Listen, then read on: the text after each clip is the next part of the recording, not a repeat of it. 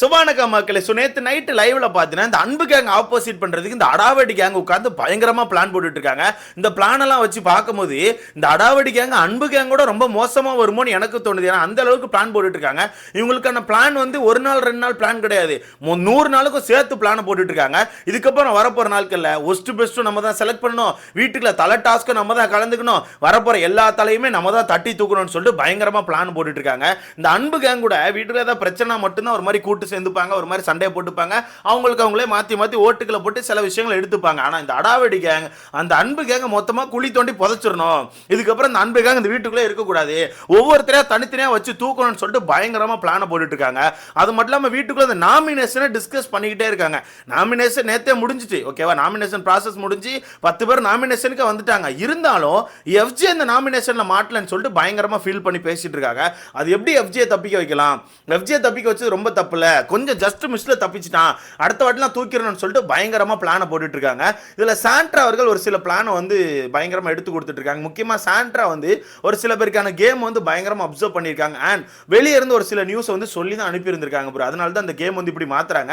என்னென்ன விஷயங்கள் இப்ப யாருக்கு ஆப்போசிட்ல திரும்பிட்டு இருக்காங்க, வரப்போற நாட்கள்ல என்னென்ன நடக்க வாய்ப்பு இருக்குது, இப்போ இந்த அடாவடி கேங்ல யாரெல்லாம் இருக்கா மொத்தமா பார்த்துடலாமா? ஸோ வீடியோக்குள்ள போறதுக்கு முன்னாடி மறக்காம இந்த வீடியோ லைக் பண்ணிட்டு சேனலை சப்ஸ்கிரைப் பண்ணி எனக்கு கொஞ்சம் உதவியா இருக்கும். மறக்காம லைக் போட்டுக்கோங்க. நீங்க போடுற ஒவ்வொரு லைக் வந்தா நம்ம வீடியோவை ஒரு 10 பேர் சஜஸ்ட் பண்ணுவோம். முடிஞ்ச அளவுக்கு லைக் போட்டு சேனலை சப்ஸ்கிரைப் பண்ணிக்கோங்க. சரி, ஓகே. இந்த அடாவடி கேங்க பொறுத்த வரைக்கும் மொத்தம் எனக்கு தெரிஞ்சு ஒரு 5-6 பேர்ட்ட இருக்காங்க ப்ரோ. ஒன்னு நம்ம பாரு அவர்கள், 2வது சாண்ட்ரா, 3வது திவ்யா, 4வது பிரஜன், 5வது காமு, 6வது திவாகர். இப்போதைக்கு இந்த 6 பேர் தான் இந்த அடாவடி கேங்ல இருக்காங்க. ஓகேவா? இந்த 6 பேர் தான் இந்த அடாவடி கேங்ல இருக்காங்க. இந்த அடாவடி கேங்க பொறுத்த வரைக்கும் ஃபர்ஸ்ட் இந்த நாமினேஷன் பத்தி தான் பேசினாங்க.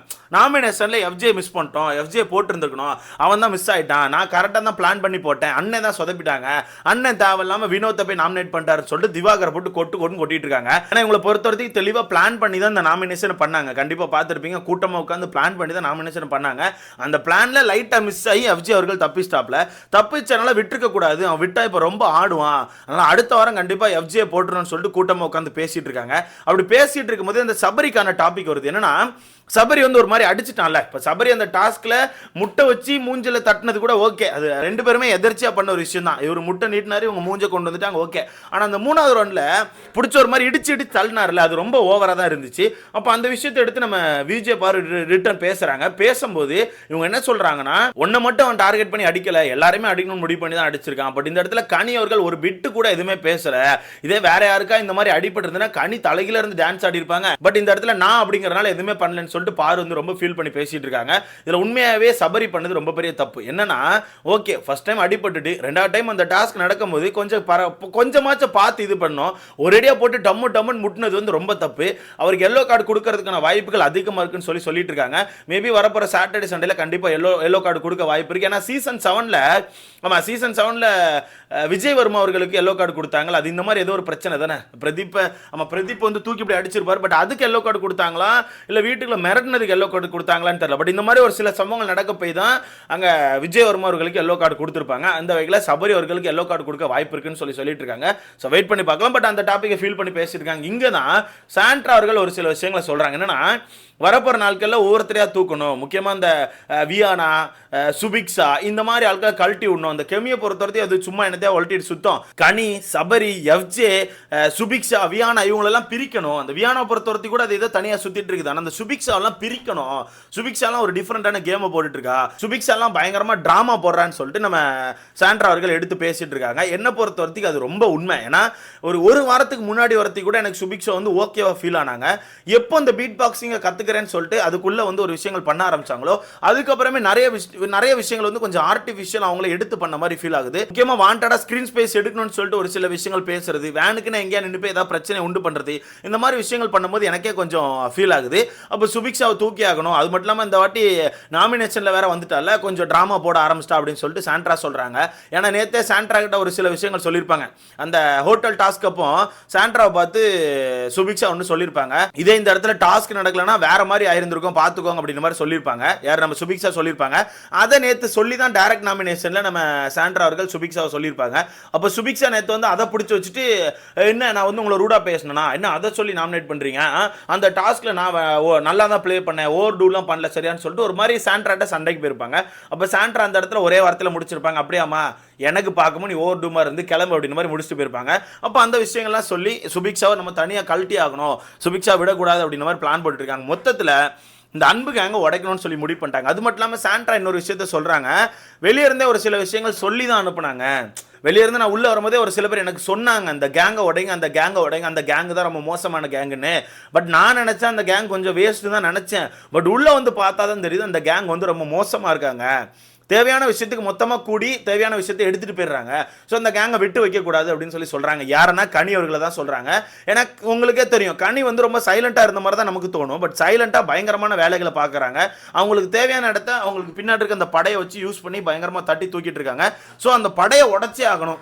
அந்த படையை பொறுத்தவரத்துக்கு டாஸ்க்னா பறந்து பறந்து ஆடும், இல்லை ஒரு பேசுகிற விஷயம்னா பறந்து பறந்து அடிக்கும், அப்படிலாம் கிடையாது. ஓகேவா? அந்த அந்த அந்த படைக்கிட்ட ஸ்ட்ரென்த்து கூட இருக்குது, அதாவது ஆட்களோட எண்ணிக்கை கூட இருக்குது. அதனால இந்த நாமினேஷன் ஃபீபாஸ் ஏதாவது வந்தாலோ இல்லை இந்த ஒஸ்ட் பெஸ்ட் இந்த மாதிரி விஷயங்கள் அவங்க ரொம்ப ஈஸியாக பண்ணிட்டு போயிடுறாங்க. பெஸ்ட் அவங்க சைடு ரொம்ப ஈஸியாக எடுத்துக்கிறாங்க, ஒஸ்ட்டை அவங்களுக்கு பிடிக்காத ஆட்களுக்கு ரொம்ப ஈஸியாக போட்டுறாங்க. ஓகேவா? ஸோ இந்த மாதிரி விஷயங்கள் இதுக்கப்புறம் விடக்கூடாது.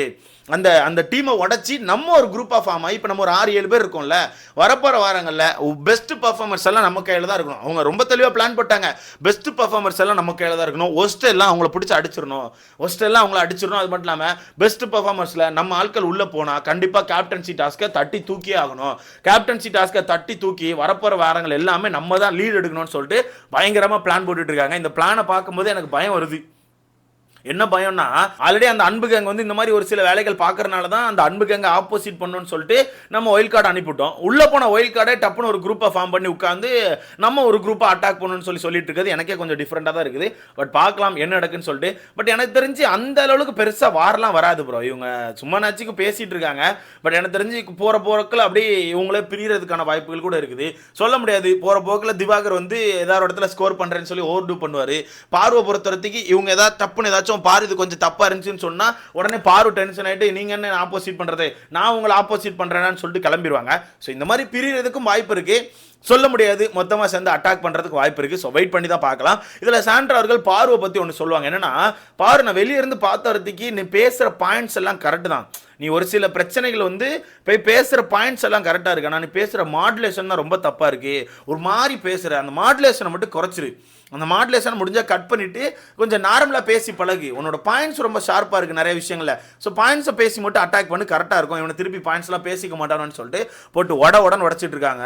ஸோ எனக்கு தெரிஞ்சு வரப்போகிற நாட்களில் பயங்கரமான சம்பவம் இருக்கும். ரெண்டாவது நம்ம காமு மாமா கூட வினோத்தை பற்றி தப்பாக பேசிகிட்டு இருக்காப்புல, வினோத் வந்து இப்படி இருப்பான் நான் நினச்சி பார்க்கல, வினோத் ரொம்ப ஓவராக போகிறான், ஒரு மாதிரி ரவுடிசம் பண்ணுறான் மாதிரிலாம் வார்த்தைகளை விட்டுட்டு இருக்காப்புல.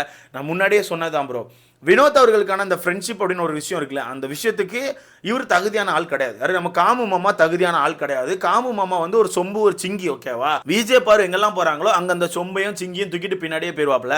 அந்த வகையில் இவர் அப்படித்தான். ஸோ வினோத்தை வந்து உட்காந்து பயங்கரமா குறைச்சி பேசிட்டு இருக்காங்க. அண்ட் இந்த வினோத்தை இவ்வளவுக்குள்ள பேசுறதுக்கு முக்கிய காரணம் வியானா அவர்கள். அவங்க நேற்று நைட் உட்காந்து ஒரு டிராமா போட்டாங்க.